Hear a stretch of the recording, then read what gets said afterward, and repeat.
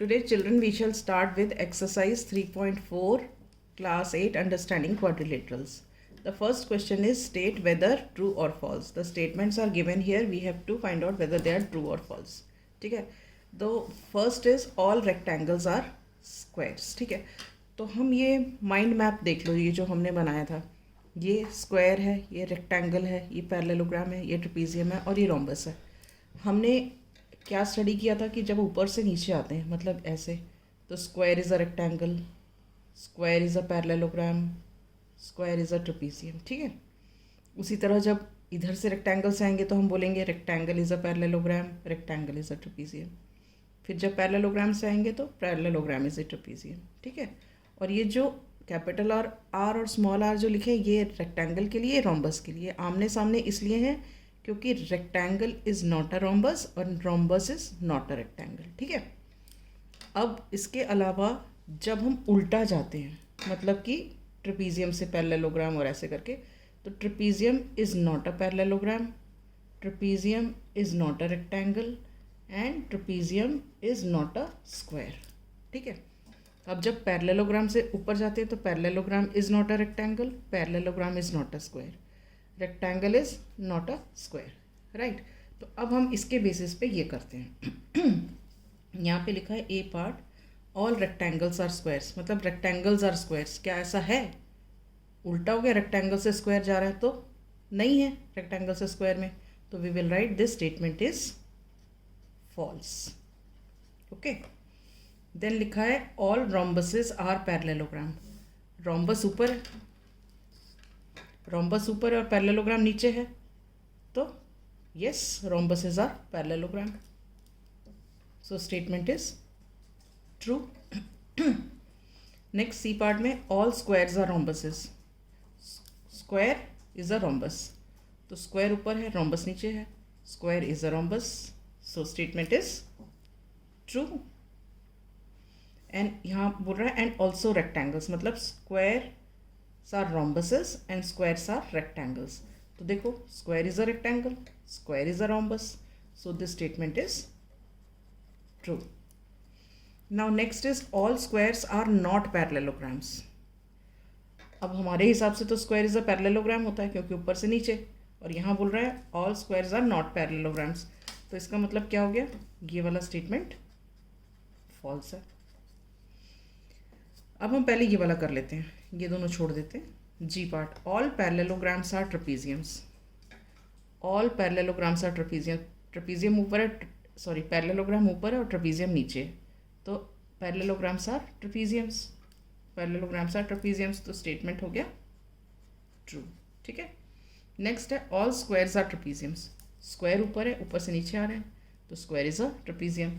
So this statement is true. ठीक है. अब आ गए हम ये all kites are rhombuses and all rhombuses are kite, वो इसमें नहीं किया हुआ है. अब इस माइंड मैप की तरह से इसको सोचते हैं. ऑल काइट्स आर रोम्बसेस मतलब क्या हुआ? जो प्रॉपर्टीज़ रोम्बस के पास हैं, अगर वो सारी काइट के पास हैं तभी हम बोलेंगे काइट्स आर रोम्बसेस. ठीक है. तो हम पहली प्रॉपर्टी शुरू करते हैं रोम्बस की. In a rhombus all sides are equal.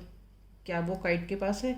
नहीं है, क्योंकि उसमें तो क्या है, two pairs of consecutive sides are equal. मतलब कैसे है कि ये इस तरीके का कुछ फिगर है, तो ये और ये इक्वल है और ये इक्वल है. ठीक है. मगर चारों तो इक्वल नहीं है. तो रोम्बस में क्या है, चारों साइड्स इक्वल होते हैं, तो इसमें तो नहीं होते. तो इसका मतलब अगर एक प्रॉपर्टी वैलिड नहीं है, मतलब सारा ही फॉल्स हो गया. तो all kites are rhombuses is a false statement. ठीक है. अब दिया है ऑल रोम्बसेस आर काइट्स. मतलब क्या है कि जो काइट्स की जो प्रॉपर्टीज़ हैं वो क्या सारी रोम्बस में एग्जिस्ट करती हैं.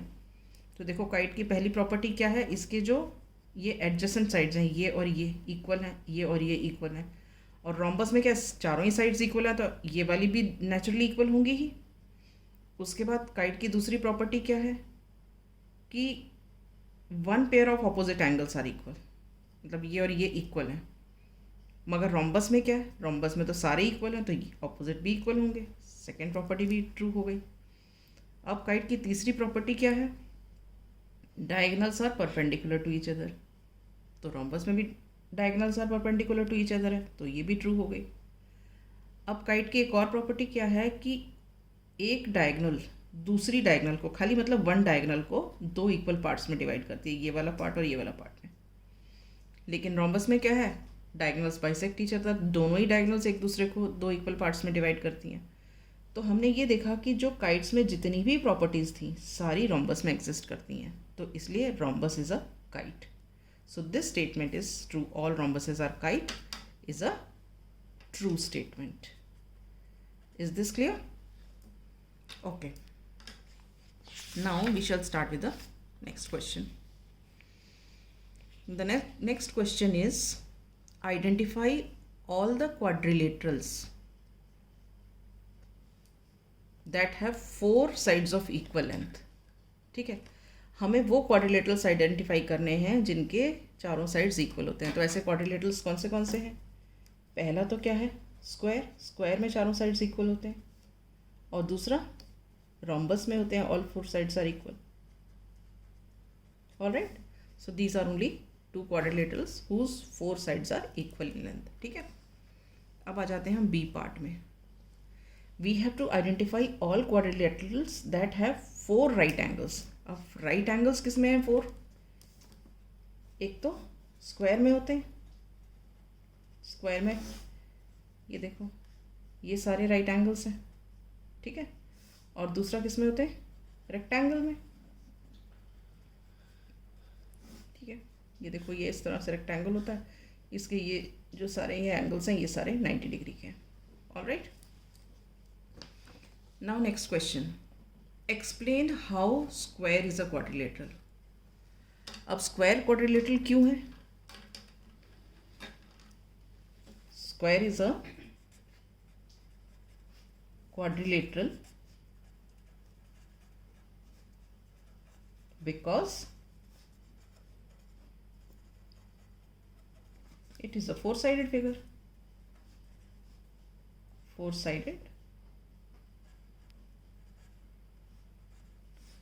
simple closed figure.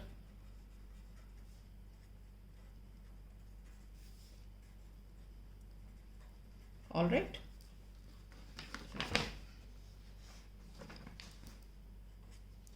ठीक है, अब हम नेक्स्ट पार्ट करते हैं।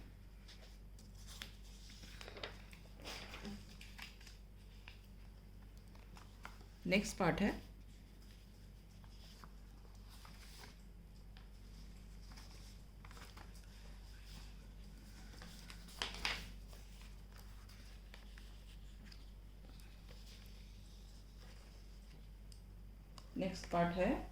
Explain how square is a parallelogram. Second part है, अ पैरेललोग्राम लिखा है, मतलब how square is a parallelogram.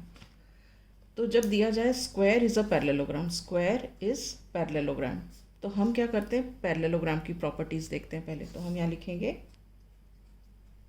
In a parallelogram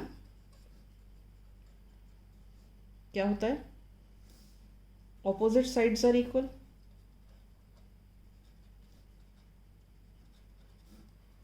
और इक्वल। ठीक है, दूसरा क्या होता है?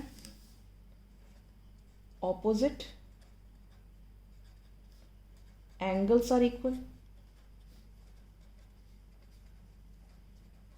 राइट, तीसरा क्या होता है? Diagonals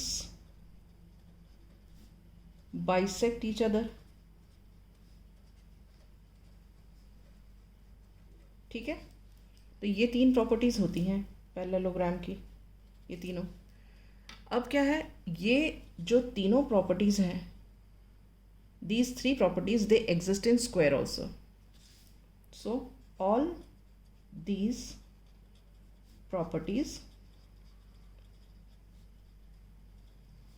exist in square also. So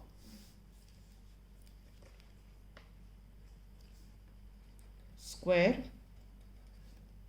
is a parallelogram. All right, Now next one is square is a rhombus. We have to explain why square is a rhombus. ठीक है.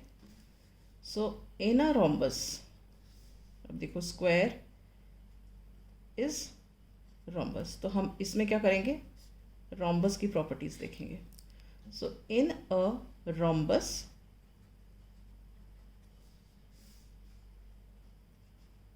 all sides are equal. ठीक है.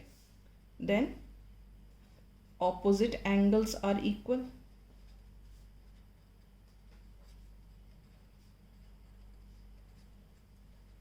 ठीक है.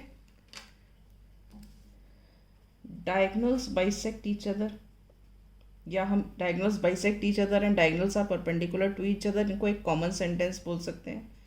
Diagonals are perpendicular bisectors.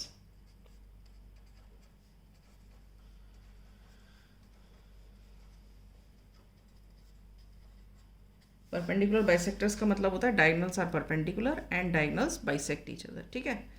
तो क्या है, अब ये जो प्रॉपर्टीज हैं ये सारी एग्जिस्ट करती हैं स्क्वायर में. All these properties exist in square. So square is a rhombus. Is it clear? Now the next is square is a rectangle. अब इसका मतलब है square is rectangle. तो अब इसमें हम किसकी प्रॉपर्टीज देखेंगे, रेक्टेंगल की देखेंगे. तो हम यहाँ करेंगे in a rectangle. इसमें क्या होता है, opposite sides are equal.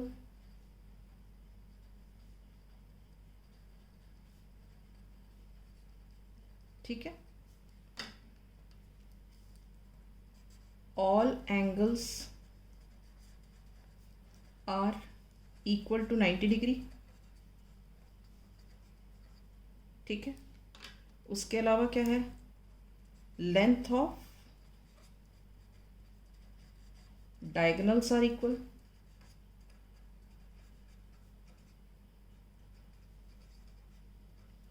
Right. Next क्या है, diagonals bisect each other.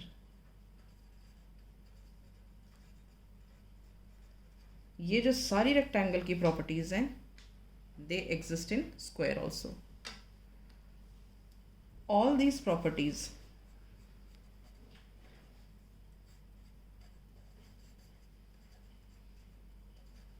exist in square also. So we say square is a rectangle. Is this clear? Okay. So I close here only today. Next question I shall take up in the next class.